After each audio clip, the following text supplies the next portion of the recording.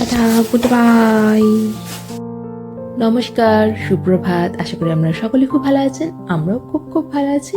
আর thumbnail দেখে নিশ্চয়ই বুঝতেই পেরেছেন আজকে আমরা রওনা দিচ্ছি বাড়ির উদ্দেশ্যে। আর এবারের ছুটিটা অনেকটাই লম্বা, প্রায় 5 সপ্তাহেরও বেশি। সেই জন্য আরও একটু বেশি খুশি আমি। তবে আরেকটা কারণ আছে যেটার জন্য আমি খুবই এক্সাইটেড। তো সেটা চলুন পরে যাওয়ার রাস্তায় বলছি।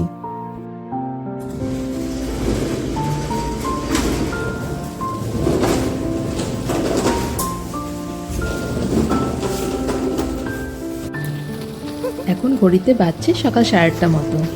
যদিও আমাদের ফ্লাইট 3টের সময়, কিন্তু আমাদেরকে অনেকটাই তাড়াতাড়ি বেরোতে হচ্ছে, কারণ আমাদের এখান থেকে যেতে হবে ভেনিস। আমাদের ফ্লাইটটা ভেনিস থেকে, আর ভেনিস যেতে মোটামুটি 1.5 ঘন্টা লেগেই যায়। তো সেই হিসাবে আমরা সকাল 9:15 একটা বাস কেটে রেখেছি। তো সেই বাসটা মোটামুটি আমাদের ভেনিস পৌঁছে দেবে সময়ে। এই যে আমরা চলে এসেছি ফ্লিক্স বাসের স্টপ। এই ফ্লিক্স বাস আমাদের ডিরেক্ট একদম ভেনিস এয়ারপোর্টের কাছে নামাবে। আমরা এখান থেকে ট্রেনেও চাইলে যেতে পারতাম, কিন্তু ফ্লিক্স বাসটাই প্রেফার করেছি, কারণ ওটা একদম এয়ারপোর্টের সামনেই দাঁড়ায়। তো লাগেজ নিয়ে আর বেশি ট্রান্সপোর্ট করতে হবে না। আর আমরা যদি ট্রেনে যেতাম এখান থেকে, তাহলে ভেনিস মেন স্টেশনে নেমে সেখান থেকে আবার একটা শাটল বাস নিতে হতো আমাদের যাওয়ার জন্য এয়ারপোর্ট। ফ্লিক্স বাসের টিকিট আমাদের জনপ্রতি 14 ইউরো, মানে ইন্ডিয়ান রুপিসে ধরে নেন 1200-1300 টাকা করে পড়েছে। আর এই যে দেখছেন বীজটা, চিনতেই পারছেন, সামারে আপনাদেরকে দেখিয়েছিলাম এই বারকলা বীজ। আর দেখুন এই শীতকালে কত ফাঁকা, 1-2 জন মানুষ শুধু মর্নিং ওয়াকে এসছে। আর গ্রীষ্মকালটা এখানে পা দেওয়ার জায়গা থাকে না, এত ভিড় থাকে। কিছু করার নেই, এখন জল তো খুব ঠান্ডা হবে। আর তারপর শীতকালিক সামুদ্রিক হাওয়াও শুরু হয়েছে, তো কেউ আর সমুদ্রের ধারে অতটা আশা সাহস করতে পারে না এই সময়টায়। কিন্তু কি সুন্দর লাগছে না দেখুন, পুরো রাস্তাটা, এই ভেনিসে যাওয়ার রাস্তাটা পুরোটাই এরকম সমুদ্রের ধার ধরে ধরে যায়। ভেনিস বলুন বা আমাদের এই ত্রিস্তা শহর বলুন, সবটাই এই অ্যাড্রিয়াটিক সমুদ্রের উপকূলেই। তাই জন্য এই সমুদ্রটা পুরো একদম ভেনিস অবধি চলে যায়। তো আমরা চাইলে এখান থেকে যেতে পারতাম বড় বড় যে লঞ্চগুলো আছে সেগুলোতে। তবে সত্যি কথা বলতে গিয়ে ট্রেন আর বাসটাই বেশি কনভিনিয়েন্ট এখান থেকে ভেনিস যাওয়ার জন্য। যেখানেই থাকি না কেন এই শহরটাকে আমি এই জন্যই খুব মিস করি। খুব পছন্দের শহর আমার এই ত্রিস্তা।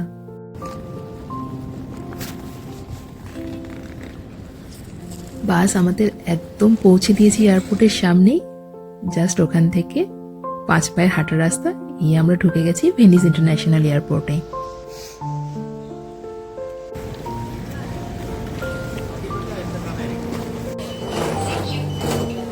তো এখানে সেলফ চেক ইন অপশনও আছে, কিন্তু আমরা ডেস্কে গিয়ে করাবো। তো তার জন্য একটু ওয়েট করছিলাম, কারণ তখনও এমিরেটসের ডেস্ক অন করেনি, তাই আমরা একটু ওয়েট করছিলাম।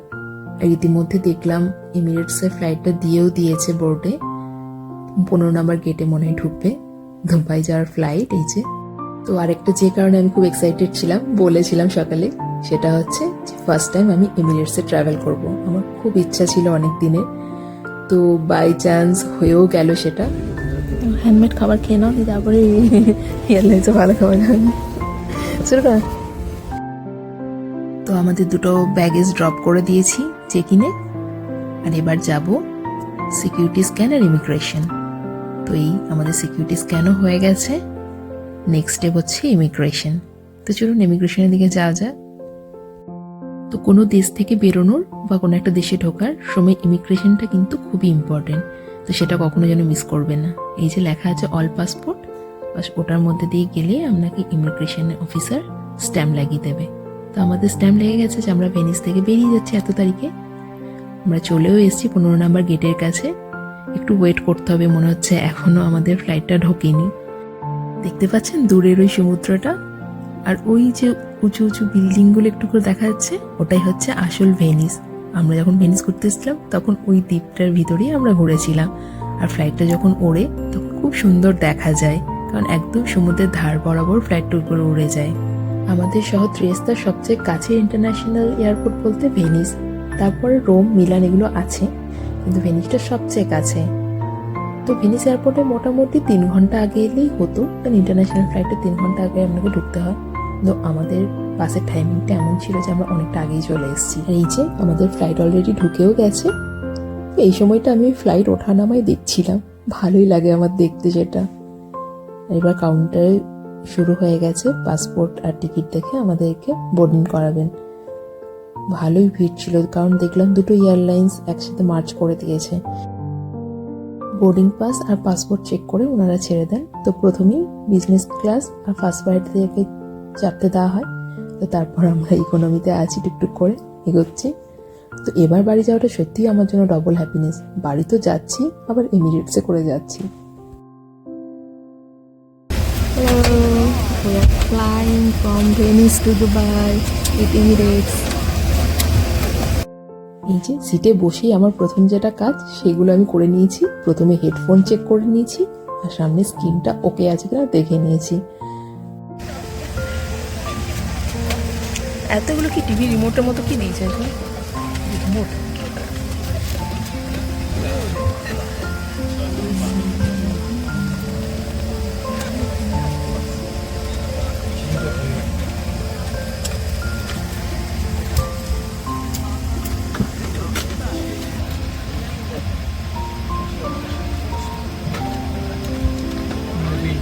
এই যে আমার পিলো, ওই যে ও বাড়িতে ফোন করে দিচ্ছে, কারণ এবার ফোন তো ফ্লাইট মোড করতে হবে ফ্লাইট টেক অফ করলেই।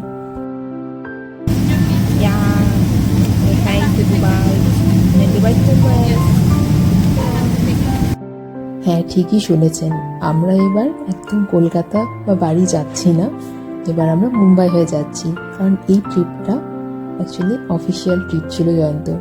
তো ও আরেকটু ছুটি এক্সটেন্ড করে অফিসিয়াল কাজ সেরে কয়েকদিন বাড়িতে থেকে ফিরবে। আর সেই সুযোগে আমারও প্রায় 4-5 সপ্তাহ বাড়িতে থাকা হয়ে যাবে। তো সেরকমভাবেই ট্রিপটাও প্ল্যান করেছে। তো বেসিক্যালি ওর যে টিকিটটা বা ওর যাওয়া আসা ট্রিপ সমস্তটা অফিস থেকে স্পন্সর করেছে, আর আমারটা ও কেটেছে। তো আমাদের এখন ভেনিসকে টাটা বাই বাই বলার সময় এসছে। আমাদেরকে উপর থেকে ভেনিসের একটা গ্লিম্পস দেখায়, কতটা সুন্দর লাগে ভেনিস উপর থেকে।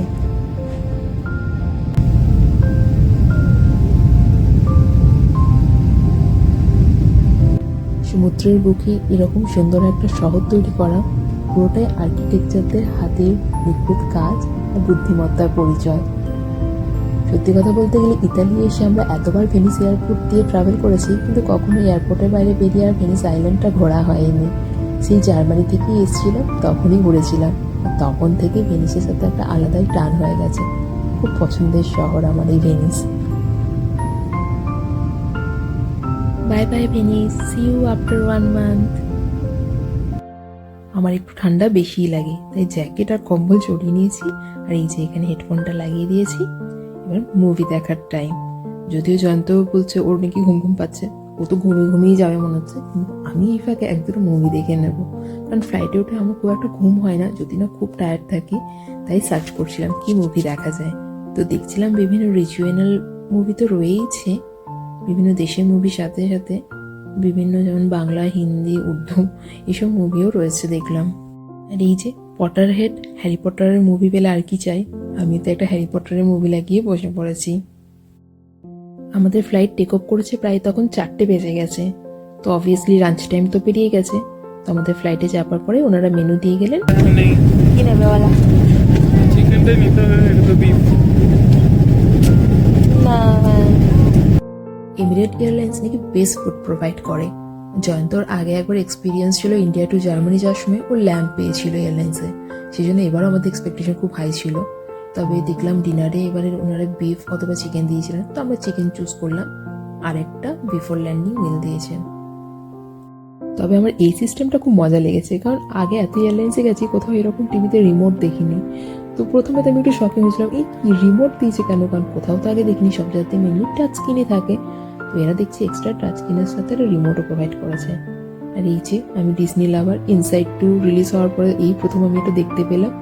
তো হোল ফ্লাইট আমি এই ইনসাইড 2 দেখতে দেখতেই পৌঁছে যাবো মনে হচ্ছে। 4টের সময় ফ্লাইট টেক অফ করেছে, তো অবভিয়াসলি লাঞ্চ টাইম তো পেরিয়ে গেছে। আর দুপুরে আমরা যে আলু পরোটা এনেছিলাম ওটা দিয়েই লাঞ্চ হয়েছে। এত খিদে পেয়েছিল, ওয়েট করছিলাম ওনারা কখন খাবার দেবেন। তো এই আমাদের ডিনার চলে এসছে, অলমোস্ট 6টা 6:30 বাজছে। তো ভাবছি ডিনারটা খেয়ে একটা ঘুম দেবো। ওনারা দেখছি ওয়েলকাম ড্রিঙ্ক স্ন্যাক্স ওই ডিনারের সাথে একসাথে দিয়ে দিলেন। চলুন দেখা যাক ডিনারে কি দিয়েছে। আমরা যদি চিকেন অর্ডার করেছিলাম, চিকেন উইথ পাস্তা। তো এটা একটা মনে হচ্ছে চিকেন বেস্ট ফ্রাই করে একটা কিছু বানিয়েছেন, সাথে পাস্তা রয়েছে। তো সাথে আরেকটা কোটোতেও দেখলাম পাস্তার মতো কিছু একটা দিয়েছেন, একটা চিজ কেক রয়েছে, আর বাকি যেমন বিস্কিট, ব্রেড, বাটার, চিজ এসব থাকে। এই যে স্ন্যাক্সটা দিয়েছেন উইথ কোলা। আপনি ইটালি থেকে বেরোচ্ছেন, অতএব ইটালিয়ান খাবারই আপনি পাবেন। ইন্ডিয়া ঢুকে গেলে তখন আবার কিন্তু ইন্ডিয়ান ফুড পাবেন এয়ারলাইন্সে। যাই হোক, খাবার কিন্তু বেস্ট ছিল। ভাবছেন, বললাম 6টা 6:30 বাজছে, অথচ এত সুন্দর গোধূলি আলো দেখতে পাচ্ছি কি করে?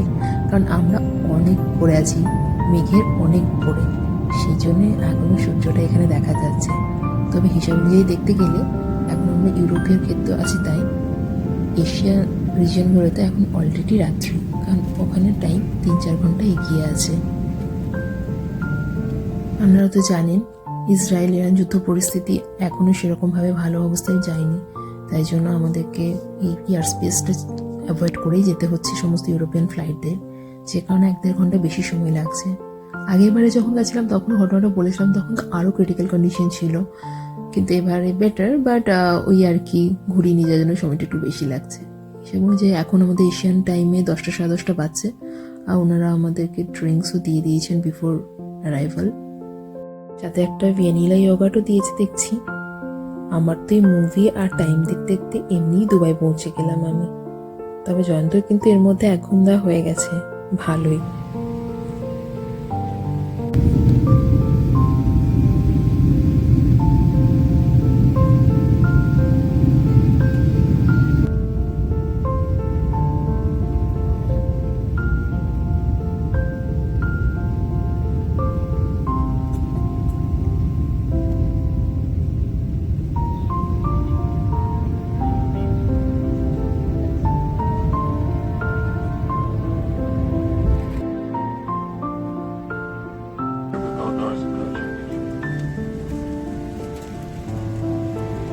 তো আমরা এখন দুবাই ইন্টারন্যাশনাল এয়ারপোর্টে পৌঁছে গেছি, আর আরবিক টাইম হিসেবে এখন বাচ্চা হচ্ছে 12:30 মতো।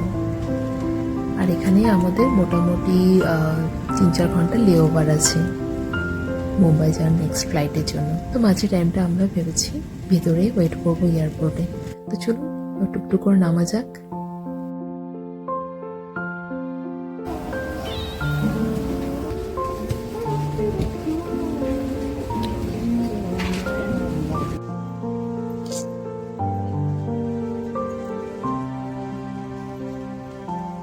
তো এখন আমরা আছি দুবাই ইন্টারন্যাশনাল এয়ারপোর্টে। এখানেই আমাদের 3-3 ঘন্টা ওয়েট করতে হবে। তো আমাদের যেহেতু ইমিগ্রেশন করার নেই, সেটা মুম্বাই গিয়ে হবে, তাই জাস্ট সিকিউরিটি চেকিংয়ের থ্রু দিয়ে গিয়ে যে গেট থেকে আমাদের ফ্লাইট যাবে আমরা সেখানে গিয়ে ওয়েট করব।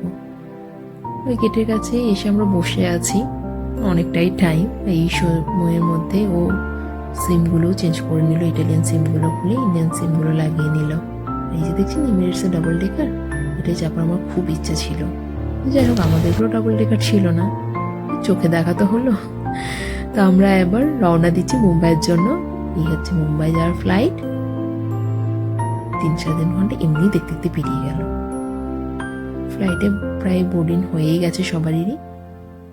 এই যে হেডফোন সব দিয়ে দিয়েছে, আর আমাদের বোর্ডিং হওয়ার সাথে সাথে ওনারা আমাদেরকে ব্রেকফাস্ট মেনুও দিয়ে গেছেন, কারণ অলরেডি আরবিক টাইমে এখন বাজছে হচ্ছে 3:30-4টে, আর আমাদের মুম্বাইয়ে নামার কথা সকাল 8টার সময়।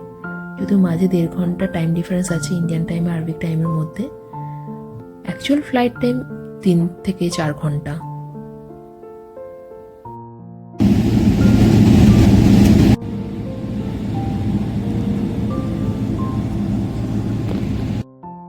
Tata bye bye Dubai.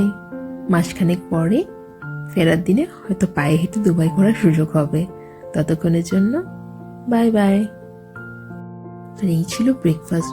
বিভিন্ন রকম চিকেন টিক্কা, কাবাব, ডিম, ফ্রুটস, স্যালাড। কি বলবো, এত সুস্বাদু ছিল খাবারটা, আমার তো মানে ভাবলে এখনো জিভে জল আসছে। তবে হ্যাঁ, ওই আর কি ফ্রুটসটা খেতে গিয়ে আমার দাঁতে ব্যথা উঠে যায়, সে ঘটনা পরে বলবো। তো এখন আমরা নেমে পড়েছি, আর এখান থেকে প্রিপেড ট্যাক্সি নিয়ে নিয়েছি আমাদের ডেস্টিনেশনের জন্য মুম্বাই। আমরা কোথায় যাচ্ছি, কেন যাচ্ছি, আর কোন ছুটিতে বা কোন কাজে জয়ন্ত এখানে মুম্বাই এসছে বা ওর সাথে এসছি সেটা পরের ব্লগে শেয়ার করব। ততক্ষণের জন্য ভালো থাকবেন। ভালো লেগে থাকলে লাইক, কমেন্ট ও সাবস্ক্রাইব করতে ভুলবেন না। Bye bye.